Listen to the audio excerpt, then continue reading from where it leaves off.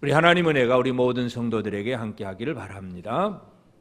우리가 이 히브리서를 보면서 예수 그리스도가 누구신가, 그리고 그 주님에 대한 믿음과 소망과 사랑의 삶이 어떤 것인가를 살펴보고 있습니다. 오늘 13장 10절에서 13절 내용, 예수를 사랑하는 사람은 예수님과 어떤 관계를 맺고 살아야 되느냐 하는 것입니다. 우리가 먼저 앞서서 예수를 사랑하는 것이 형제 사랑 또는 부부 사랑, 여러 가지 많은 사랑 얘기를 했지만 제일 핵심은 주님과 같이 있는 것입니다. 여러분, 주님과 같이 있기를 원하십니까?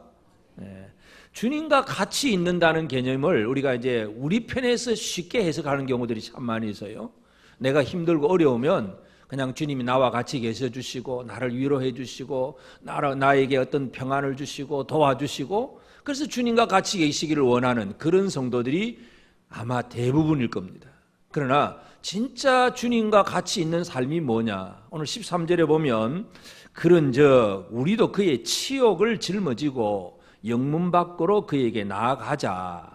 영문 밖으로 그에게 치욕을 짊어지고 영문 밖으로 그에게 나아가는 것이 주님과 함께하는 생활입니다. 여러분, 주님과 함께 하시길 원하십니까?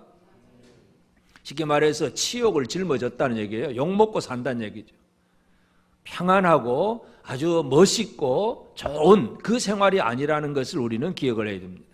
주님과 함께 한다는 것은 나의 어려울 때, 힘들 때 도와주시는 그 주님, 그것만 말해서는 안 됩니다. 분명히 그것도 하나님의 도우심, 주님의 도우심이 있긴 하지만 진정으로 예수를 사랑한다면 예수님이 머무시는 곳, 예수님이 하시는 일, 예수님이 원하시는 뜻, 그 모든 것과 함께하는 것이 바로 주님과 함께하는 생활입니다. 오늘 우리는 이 땅에 많은 사람들이 평안한 생활을 살려고 애를 씁니다. 집안에서. 그래서 집을 잘 꾸미고 하여튼 멋있게 꾸미고 온갖 편리한 기구들을 다 만들어 놓고 집안에서 평안을 즐기려고 하지, 밖에 나가서 고생하라 그러면 사람들이 별로 좋아하지 않습니다. 여러분은 어떻습니까? 고생하기를 좋아하십니까? 편안한 걸 좋잖아요. 편안하게 그저 잘 쉬고 잘 먹고 편안한 걸 모든 사람들이 원하고 있습니다. 그러나 오늘 이 히브리서 기자는 이 성경을 통해서 우리가 예수를 사랑한다면 이 예수님 사랑하는 길이 뭐냐? 예수님과 함께하는 생활인데, 그럼 예수님이 어디 계시느냐? 영문 밖에 계신다. 그 사실을 강조해 주고 있습니다. 그래서 오늘 우리가 말씀의 제목이 영문 밖 예수께 나아가자. 이게 바로 예수를 사랑하는 방법입니다. 여러분, 영문 밖 예수께로 나아가고 계십니까? 영문 밖에 있는 예수님, 이 영문 밖에 예수님께로 나아가는 이것이 무엇인가를 오늘 정확하게 이해할 필요가 있습니다. 첫째로, 그럼 우리가 나아가야 될 이 영문 밖, 예수님이 계신 그 영문 밖은 과연 어떤 의미가 있느냐? 성경에서 무엇을 강조하고 있는가를 생각을 해야 됩니다. 제일 첫 번째, 여기서 말씀하는 영문 밖, 예수님께서도 이 성문 밖에서 고난을 받으셨느니라 그랬습니다. 이 영문 밖이라고 하는 것, 성문 밖이라고 하는 것은 바로 고난받고 죽는 장소가 바로 영문 밖입니다. 그래서 지금 이 10절 11절에 보면 이제 속죄제 제물을 드리는 그 방법을 지금 설명을 하는 그런 말씀인데, 구약의 이 5대 제사 중에서 속죄제 제물을 드리는 것, 인간의 죄 때문에, 자기의 죄 때문에 하나님 앞에 제물을 드리는 그 속죄제 제물, 이 제물을 드릴 때에는 그 제물의 한 부분, 기름 같은 내장에 붙은 기름 이런 것들을 제단에서 불을 태워서 하나님 앞에 이렇게 향기로 올려드리고, 그 나머지 고기를 또 처리를 합니다. 레위기 4장 11절 12절에 보면 그 수송아지의 가죽과 그 모든 고기와 그것의 머리와 정강이와 내장과 똥곡 그 송아지 전체를 진영 바깥 재버리는 곳인 정결한 곳으로 가져다가 불로 나무 위에서 사르되 곧 재버리는 곳에서 불사를 지니라. 이 속죄제의 제물은 그 제단에서 짐승을 잡아서, 소나 양을 잡아서 피를 흘리고 죽고, 그러면 그 피를 하나님 앞에 드리고, 또 내장에 붙은 기름 그릇 같은 것을 하나님 앞에 불태워 드립니다.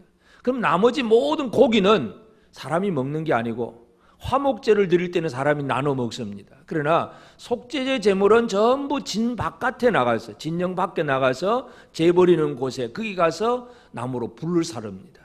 그것이 이제 구약의 속죄제 제사를 드리는 방법이에요. 진영 바깥, 이것이 어떤 의미를 가지고 있느냐? 바로 그것은 죽음을 의미합니다. 우리의 죄 때문에, 인간의 죄 때문에 죽임을 당하신 예수 그리스도, 오늘 그 12절에도 보면 그러므로 예수도 자기 피로서 백성을 거룩하게 하려고 성문 밖에서 고난을 받으셨느니라. 그래서 사람의 죄를 위해서 죽으신 예수님, 예루살렘 성 안에서 재판을 받지만 성 바깥 그 갈보리 동산에서, 골고다 그 언덕에서 십자가에 달려 죽으십니다. 그러니까 성문 안의 생활이 아니라 성문 밖의 장소를 얘기하고 있다는 것을 정확하게 기억을 해야 됩니다. 그래서 이 영문 밖이라고 하는 것은 영적인 의미로 본다면 결국은 생명을 잃어버린 죽음의 그늘 아래 사는 사람들이 사는 곳이 바로 영문 밖의 생활입니다. 이 땅에 많은 사람들이 어떤 삶을 살고 있습니까? 하나님 편에서 보면 허물과 죄로 죽었던 사람들, 이 영의 생명이 없는 사람들이 바로 이 영문 밖의 생활이에요. 오늘 우리는 우리가 나아가야 될 장소가 어디인가를 정확하게 이해해야 됩니다. 편안하고 멋있고 경치 좋고 뭐 이런 장소가 아니라 바로 죽음의 장소, 진영 바깥 재버리는 곳, 바로 이곳이 예수님이 거하신 곳이고 예수님이 사역을 이루신 곳이고 우리가 가야 할 곳이다. 그래서 히브리서 기자는 영문 밖으로 나가자, 영문 밖으로 나가자. 온풍기를 좀 틀어놓으니까 그냥 졸음이 살 오시는 분이 계시는 모양이다. 온풍기 끄는 게 좀 춥게 지내는 게 좋겠지요. 저도 목도 좀 그렇고 하니까 온풍기 끄는 게 제일 좋겠습니다. 이 영문 밖이라고 하는 것은 바로 죽음의 장소라는 사실을 기억을 해야 됩니다. 그래서 이 모든 사람들이 죽음의 장소로 나가고 싶은 사람은 아무도 없어요. 잘 살고 싶고 편안하게 살고 싶지 죽는 곳에 나가라 그러면 누가 좋아하겠습니까? 그래서 이 영문 밖으로 나간다는 건 결코 쉬운 일이 아닙니다. 사람들은 영문 안에서, 그 성 안에서, 예루살렘 성 안에서는 총독도 있고 제사장도 있고 서기관들도 있고 이런 사람들은 그 안에서 자기들 나름대로 성전에서 뭐 분향을 하고 제사를 지낸다고 하지만 그러나 그들의 삶은 평안한 생활이었어요. 죽는 생활은 아니었습니다. 영문 밖이라고 하는 것은 바로 죽음의 장소라는 것을 기억을 해야 되고, 또 두 번째로 이 영문 밖이라고 하는 것은 거룩함이 없는 부정하고 더러운 곳이라는 것을 기억을 해야 됩니다. 그래서 예수님께서 자기 백성을 거룩하게 하려고 성문 밖에서 고난을 받으셨느니라. 이 거룩하게 하려고, 결국은 이 영문 밖이라고 하는 것은 구약에 보면 이제 아주 부정하고 더러운 나병 환자들, 대표적인 예로 나병 환자들이 쫓겨나는 곳이 바로 영문 밖입니다. 이 부정하고 더러운 병에 걸리면 이 사람들은 그 성 안에서, 이스라엘 진영 안에서 살 수가 없어요. 쫓겨나야 됩니다. 민수기 5장 2절 3절에 보면 이스라엘 자손에게 명령하여 모든 나병 환자와 유출증이 있는 자와 죽음으로 부정하게 된 자를 다 진영 밖으로 내보내되 남녀를 막론하고 다 진영 밖으로 내보내어 그들이 진영을 더럽히게 하지 말라. 내가 그 진영 가운데 거하느니라. 하나님이 내가 진영 가운데 있는데 이 더러운 부정함을 입은 나병 환자나 유출병 있는 사람들은 진영 안에 있을 수가 없다. 다 내보내라. 진영 바깥으로. 결국 이 진영 밖, 영문 밖은 뭐냐 하면 부정함의 장소입니다. 더러움의 장소. 그래서 인간의 부정함이 그대로 드러나는 곳, 바로 이 인간의 부정함이 드러난다는 얘기는 하나님을 향한 온전한 믿음과 무슨 찬양, 기도, 말씀 이런 것이 없이 자기 욕심대로 자기 생각대로만 살아가는 모든 사람들이 모여있는 곳, 이것이 바로 영문 밖의 모습입니다. 그것은 바로 죽음의 장소이고 더러움의 장소라는 사실을 기억을 해야 됩니다. 그리고 또 한 가지 이 영문 밖이라고 하는 것은 쫓겨난 것은 자동적으로 결국은 어떤 결과가 되느냐 하면 쫓겨나게 되면 혼자 가는 거예요. 혼자. 사랑하는 식구들하고 같이 살다가 어느 날 이 사람이 자기가 병이 들면, 나병 환자가 되면 이 사람은 혼자 떠나가야 돼요. 식구들하고 같이 있을 수가 없어요. 요즘 같았으면 뭐 스마트폰 동영상으로 서로 그냥 통화도 하고 얼굴이라도 볼 수가 있겠지만, 여러분 그 가장 사랑하는 식구들하고 살 수 없이 성문 밖으로 나가서 살아야 된다는 것, 이것은 병 자체도 고통이긴 하지만 사랑하는 식구들과 헤어짐, 이 외로움의 장소가 바로 이 영문 밖의 특징입니다. 그래서 레위기 13장 45절 46절에 보면 나병한 자는 옷을 찢고 머리를 풀며 윗 입술을 가리고 외치기를 부정하다 부정하다 할 것이요 병 있는 날 동안은 늘 부정할 것이라. 그가 부정한즉 혼자 살되 진영 밖에서 살지니라. 이 진영 밖은 혼자 사는 곳이에요. 다른 사람과 같이 할 수가 없어요. 여러분, 현대인들의 특징이 뭐냐 하면 이 하나님의 은혜를 누리고 사랑을 베풀고 하는 이 삶을 잃어버린 현대인들의 특징은 혼자 사는 거예요. 혼자. 여러분은 혼자 사십니까? 막 어우러져서 같이 사십니까? 요즘 사람들이 얼마나 혼자 잘 사냐 하면 같은 식당에 가서 같이 식사를 나누면서도 전부 밤 나올 때까지 그들은 뭐 하고 있을까요? 사람들은 전부 스마트폰 보고 있어요. 바로 앞 사람하고 대화도 할 줄 몰라. 그냥 이거 보고 검색하고 뭘 하는지 몰라. 하여튼 전부 혼자. 이 혼자 산다는 것이 하나님의 그 은혜와 사랑을 누리지 못하는 가장 불쌍한 사람들 얘기예요. 대표적인 예가 어떤 사람이냐 하면 그 군대 귀신 들린 사람인데 마가복음 5장 2절 3절에 보면 배에서 나오심에 곧 더러운 귀신 들린 사람이 무덤 사이에서 나와 예수를 만나니라.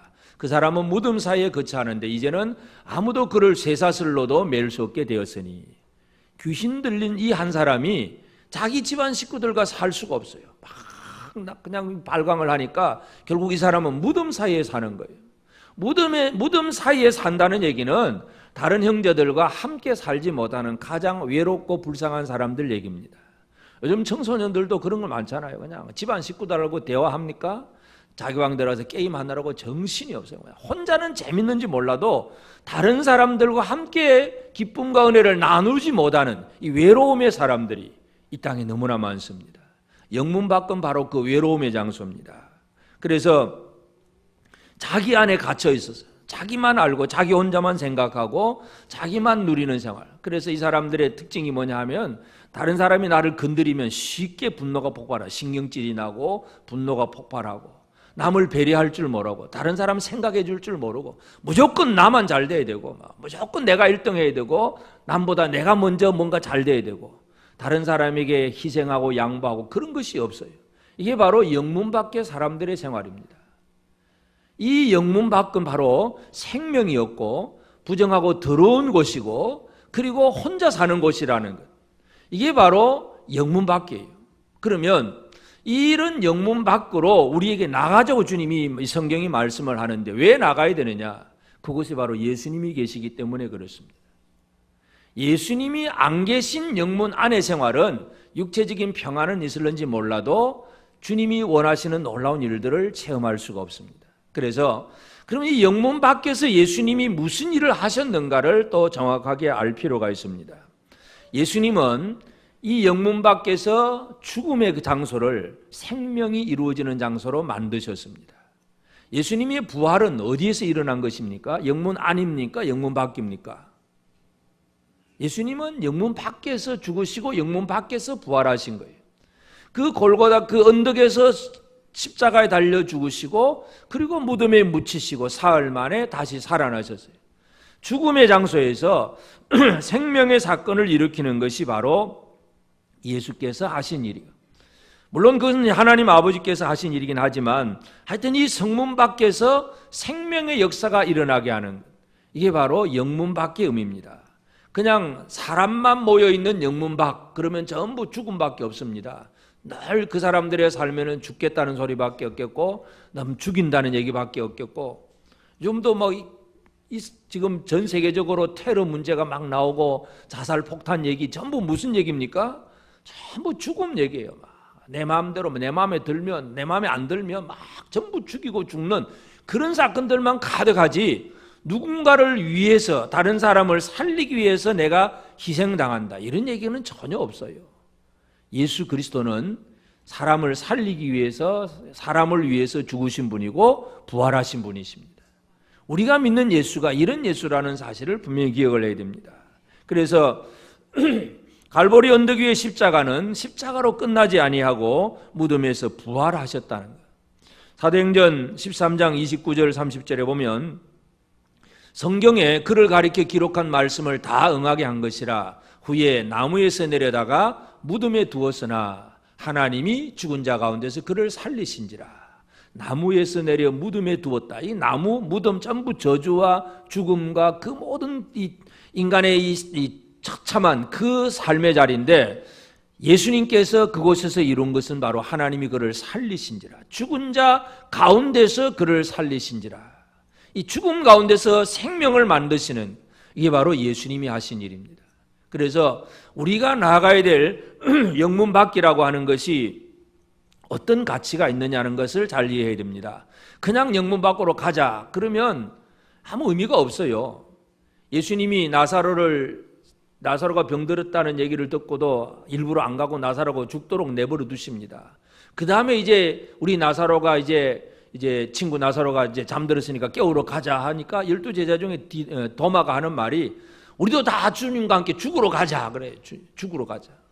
사람들은 예수님의 생명의 사역이 뭔지를 모르고 그냥 예수를 좋아하고 예수를 위해서 산다면 그냥 예수 위해 죽자, 인간적인 구호와 각오는 마음대로 얘기할 수 있지만 진정한 의미를 모릅니다. 주님과 함께 가는 생활은 죽음의 권세 아래 있는 자를 살리는 일입니다. 그것이 바로 영문 밖으로 나가는 일입니다. 우리가 왜 영문 밖으로 나가야 되느냐? 죽는 장소에서 생명의 뭔가 역사가 일어나도록 하기 위해서 우리는 영문 밖으로 가야 됩니다. 영문 밖으로 나가시겠습니까? 안 나가시겠습니까? 저 사람은 죽도록 그냥 내버려 두고 나는 나 혼자 영문 안에서 편안하게 잘 먹고 잘 살겠습니까? 예수를 사랑한다면, 진짜 예수와 함께 하기를 원한다면 이 죽음의 장소에서 생명을 만들어내시는 예수께로 나아가는 생활, 이것이 우리에게 필요한 생활입니다. 그리고 예수님은 그 저주의 장소에서 바로 거룩함을 이루셨습니다. 부정하고 더러운 부정한 장소에서 하나님 앞에 거룩함을 이루는 것. 12절에 그러므로 예수도 자기 피로서 백성을 거룩하게 하려고 성문 밖에서 고난을 받으셨느니라. 예수님이 성문 밖으로 나간 목적이 뭐냐? 사람의 거룩함입니다. 이 부정하고 더러운, 진짜 완전히 악하고 더러운 영들로 가득 차 있는 그 상황 속에 있는 사람들을 위해서 예수님은 고난을 받으셨습니다. 사람을 거룩하게 하게, 사람을 깨끗하게 하도록. 그래서 우리는 예수 때문에 어떤 사람이 되느냐 하면 고린도전서 1장 30절에 보면 너희는 하나님으로부터 나와서 그리스도 예수 안에 있고 예수는 하나님으로부터 나와서 우리에게 지혜와 의로움과 거룩함과 구원함이 되셨으니, 예수님은 하나님께로부터 우리에게 와서 우리에게 지혜와 의로움과 거룩함과 구원함을 이루신 분이 바로 예수 그리스도의 은혜입니다. 예수님이 영문 밖으로 나가는 것은 부정하고 더러운 사람들을 거룩한 사람으로 만드시기 위해서 영문 밖으로 나왔다는 얘기예요.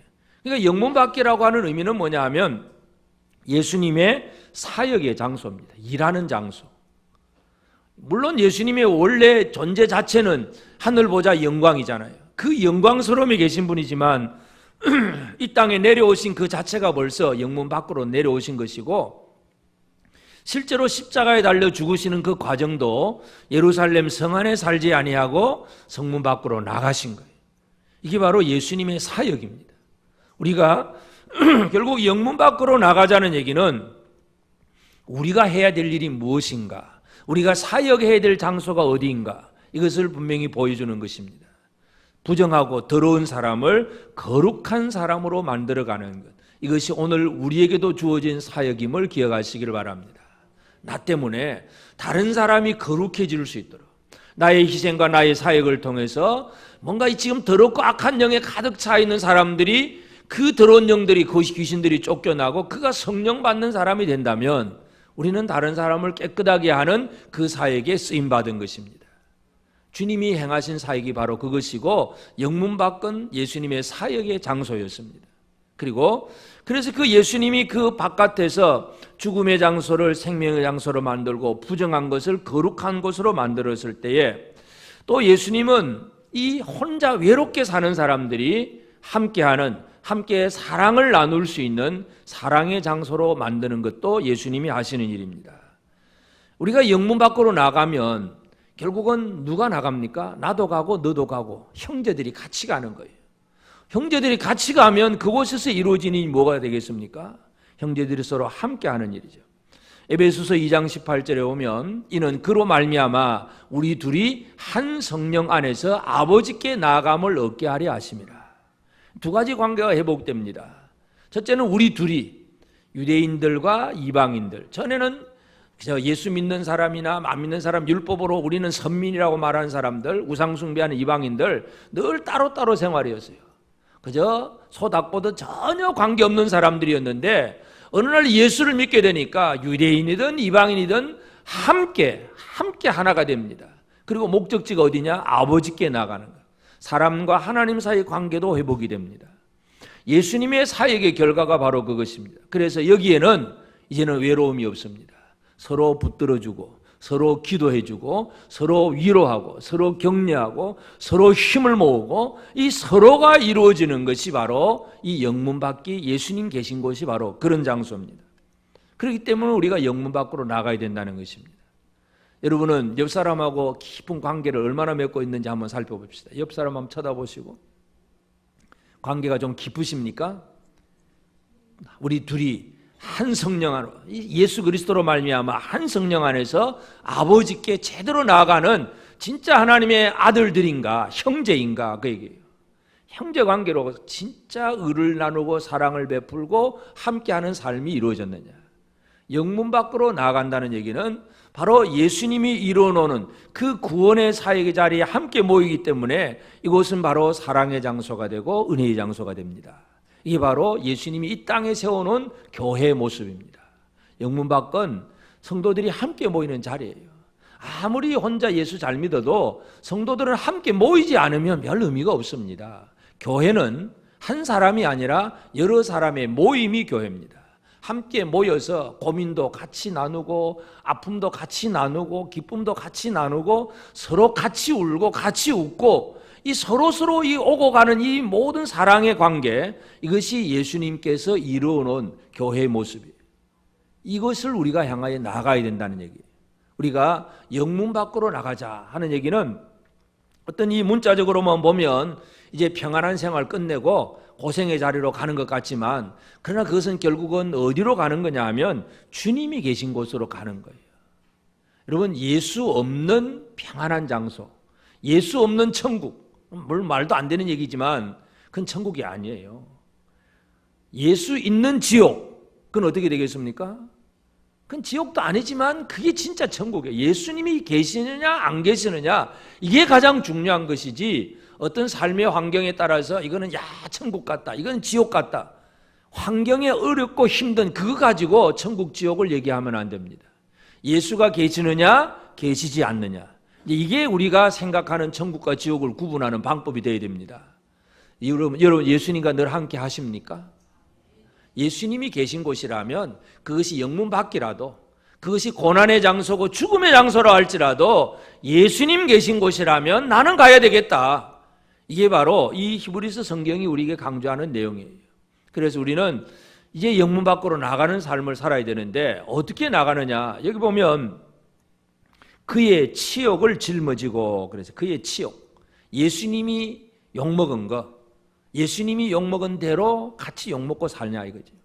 여러분, 예수님이 언제 욕을 먹었냐 하면 마태복음 26장 67절 68절에 보면 이에 예수의 얼굴에 침 뱉으며 주먹으로 치고 어떤 사람은 손바닥으로 때리며 이르되 그리스도야 우리에게 선지자 노릇하라, 너를 친 자가 누구냐 하더라. 예수님이 체포되어서 재판받기 전에 주변 많은 사람들이 이 예수님이 표적을 행하고 막 병 고치고 귀신 쫓을 때는 막 주여 주여 하던 사람들이 예수님 재판을 받는 그 자리에 서게 되니까 예수를 저주하고 조롱하고 침뱉고 주먹으로 치고 욕하는 거예요. 그러면서 그리스도야 우리에게 선지자 노릇해라, 너를 진짜 누가 때린지 아냐? 전부 다 그런 얘기하고 예수님이 치욕을 당하셨습니다. 여러분, 예수와 함께 한다는 얘기는 결국은 예수님의 치욕을 짊어져야 된다는 얘기입니다. 여러분, 예수님의 치욕을 짊어지기를 원하십니까? 저는 오늘 이 설교를 준비하면서 이 설교 듣고 이제 예수 안 믿을 사람도 꽤 있지 않을까 싶은 생각도 들었어요. 혼자서 염려해요. 예수님이 뭐 오병이어의 이적 이후에 생명떡 얘기하니까 그 설교 듣고 막 그냥 이제 떡이나 주면 좋은데 뭐 생명 얘기하냐 그러고 싫어서 떠나가는 사람이 많은데, 오늘 설교가 예수 잘 믿으려면 예수를 위해서 욕먹자 이런 얘기인데, 과연 우리 현대인들이 이 설교를 듣고 좋아할까? 저 혼자 내심 걱정입니다. 여러분 중에 이 말씀 듣고 떠나가도 어쩔 수가 없는 거죠. 그 말씀은 말씀이니까. 예수와 함께 하기 위해서는 예수를 위해서 욕먹는 사람이 되어야 됩니다. 아멘이십니까? 네.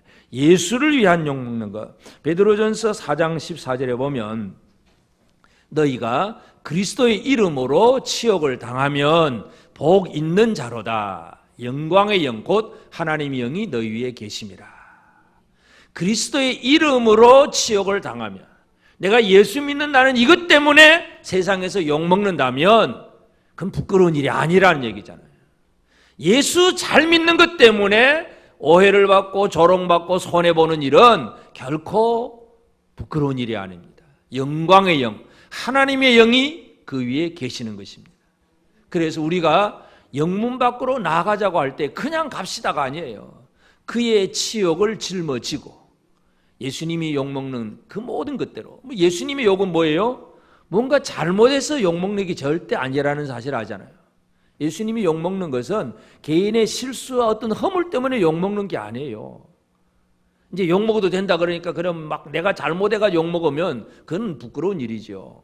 목사도 마찬가지고 어떤 사람들도 내가 잘못해서 욕먹는다, 이건 부끄러운 일이에요. 그러나 그의 치욕, 예수의 치욕은 내 잘못이 아니라 하나님의 사역을 이루는 과정 속에서 악하고 더러운 영들이 공격해오는 그 모든 욕이, 그런 것들은 우리는 능히 견딜 수가 있어야 됩니다. 그것이 바로 영광의 영, 하나님의 역사심이 있는 그런 사람이 되는 것입니다. 영문 밖으로 나가야 되는데 어떻게 가야 되느냐? 그의 치욕을 짊어져야 된다. 짊어진다는 얘기는 내가 욕먹는 게 너무 당연하다, 당연하게 그 사실을 받아들이는 것이 바로 짊어지는 것입니다. 난 욕 안 먹을래, 왜 내가 욕 먹어? 이러면 벌써 짊어지지 않는다는 얘기고, 그래, 그런 욕은 내가 당연히 받아야 돼, 이게 바로 치욕을 짊어지는 일입니다. 치욕을 짊어지기를 원하십니까? 예수님의 치욕, 내가 잘못해서 욕먹는 그건 절대로 해서는 안 된 것이고, 주님께서 사람을 구원하는 과정 속에서 사람들로부터 오는 모든 공격들, 그런 것들은 우리가 짊어져야 됩니다. 그래야 영문 밖으로 나갈 수가 있습니다. 영문 밖은 욕먹는 장소, 저주받는 장소이기 때문에 바로 그런 치욕을, 예수의 치욕을 짊어져야 됩니다. 그리고 영문 밖이라고 하는 것, 결국은 영문 안에 사는 사람들에게 있어서 지금 히브리서 기자가 우리가 가야 될 곳이 어디냐, 우리의 삶의 자리가 어디냐를 얘기합니다. 율법주의자들은 지금 이 말씀으로 비교해보면 지금 영문 안에 살고 있는 거예요. 그 영문 안에서 그 제단에서 뭐 기도도 하고 뭐 분향도 하고 뭐 많은 걸 하지만, 그러나 이 영문 안에서는 10절에 우리에게 제단이 있는데 장막에서 섬기는 자들은 그 제단에서 먹을 권한이 없나니. 지금 속죄제 드리고 뭐 피 뿌리고 하긴 하는데 그곳에서는 먹을 권한이 없다는 말씀을 가지고 얘기를 합니다. 속죄제니까. 화목제 같으면 먹고 나누는 거 막 배부름도 있겠지만, 속죄제는 사람들이 가질 수 있는 게 아무것도 없어요. 뭔가 열심히 하긴 하는데 아무것도 얻을 것이 없는 거예요. 그러니까 영문 안의 생활이라고 하는 것은 뭔가 자기 나름대로는 열심히 하는 것 같지만 별 소득 없는, 먹을 권한이 없는 소득 없는 자의 모습입니다. 그래서 우리의 삶의 자리가 어디가 되어야 되느냐? 영문 밖이 우리의 삶의 자리입니다. 영문 밖은 우리의 삶의 방향입니다. 우리의 삶의 자리, 삶의 방향이 어딘가를 정확하게 이해해야 됩니다. 많은 사람들이 이 세상에서 어디에서 살고 어떤 사람으로 살고 어디로 가야 되느냐, 이 삶의 자리를 알고 삶의 방향을 아는 것은 인생이 성공하는 사람이에요. 그걸 모르기 때문에 실패하는 거예요. 내가 어디서 뭘 하면 살아야 될까, 이것만 정확하게 안다면 우리는 하나님 앞에서 성공하는 인생을 살아갈 수 있습니다. 내 삶의 자리가 바로 여기가인가, 내가 살아가는 삶의 방향이 어디인가, 이거 분명히 기억을 해야 됩니다. 그래서 예수가 없는 영문 안, 이것은 육체적인 평안함은 있는지 몰라도 영은 평안함이 없습니다. 예수님이 있는 영문 밖, 이것은 고난은 있겠지만 주님과 함께하는 생명의 역사를 이루는 곳입니다. 그래서 이 영문 밖으로 하는 것은 바로 우리의 삶의 자리를 얘기합니다. 사도 바울은 자신의 삶의 자리를 어떻게 얘기하느냐 하면 로마서 14장 7절 8절 보면 우리 중에 누구든지 자기를 위하여 사는 자가 없고 자기를 위하여 죽는 자도 없도다. 우리가 살아도 주를 위하여 살고 죽어도 주를 위하여 죽나니 그러므로 사나 죽으나 우리가 주의 것이로다. 이 사도 바울은 자신의 삶의 자리를 내가 살아도 주를 위해서 죽어도 주를 위해서, 이게 자신의 삶의 자리이고 삶의 방향이라는 것을 분명하게 고백합니다. 여러분, 살아도 주를 위해 살겠습니까? 죽어도 주를 위해 죽겠습니까? 사나 죽으나 주의 것이로다. 아멘. 우리의 삶의 자리, 지금 어디서 살고 있는지를 잘 알아야 됩니다. 그냥 나의 평안, 내 만족, 내 기쁨 이것만 추구하려고 하는 이런 삶이 아니라 진짜 주님의 영광을 위해서, 하나님 영광을 위해서 내가 어떻게 살아야 될까? 내가 어디서 무엇을 해야 될까? 여기에 대한 분명한 해답을 가지는 우리 모두가 되어지길 바랍니다. 그래서 영문 바꾸라 하는 것은 삶의 자리이고 삶의 방향입니다. 그리고 이제 이 나아가자라는 말은, 그에게 나아가자는 것은 실제적인 행동을 우리가 다시 한번 살펴볼 필요가 있습니다. 예수를 사랑한다는 것은 예수님과 함께하는 것인데, 그 예수님과 함께한다는 것은 예수님 좋다는 생각만 하고 사는 사람이 아니라 실제적인 삶에서 예수님과 함께하는 삶이 되는 것입니다. 그러니까 그에게 나아간다는 건 어떻게 나아가느냐? 주님이 하는 일을 그대로 본받아 하는 일입니다. 주님이 하는 일이 뭐라고 그랬습니까? 죽음의 장소를 생명의 장소로 만드는 것, 더러움의 장소를 거룩함의 장소로 만드는 것, 외로움의 장소를 사랑을 나누는 장소로 만드는 것이 주님이 하신 일이에요. 그 일을 하는 것이 주님과 함께하는 생활입니다.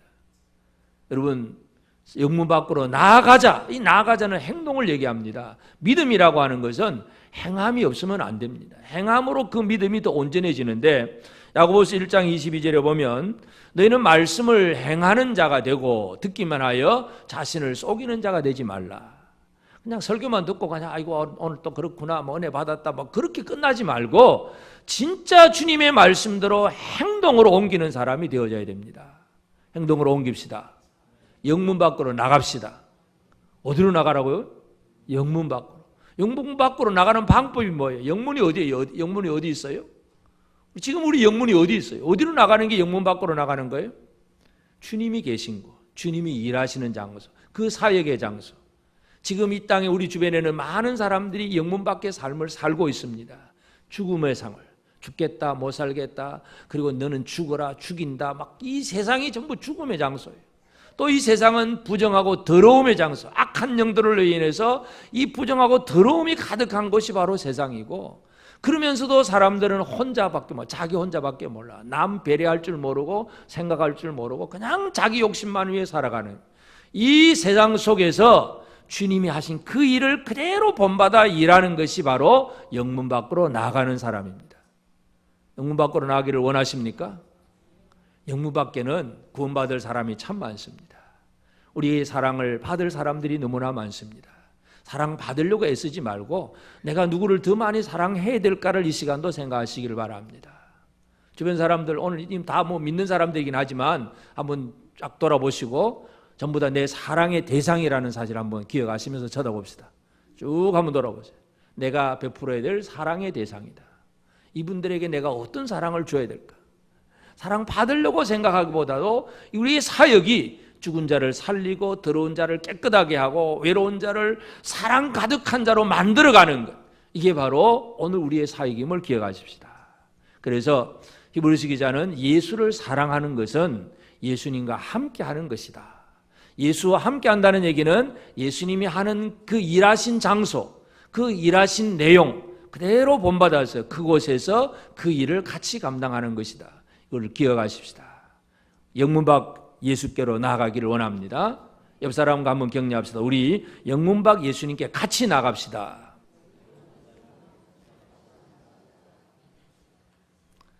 찬송하십시다.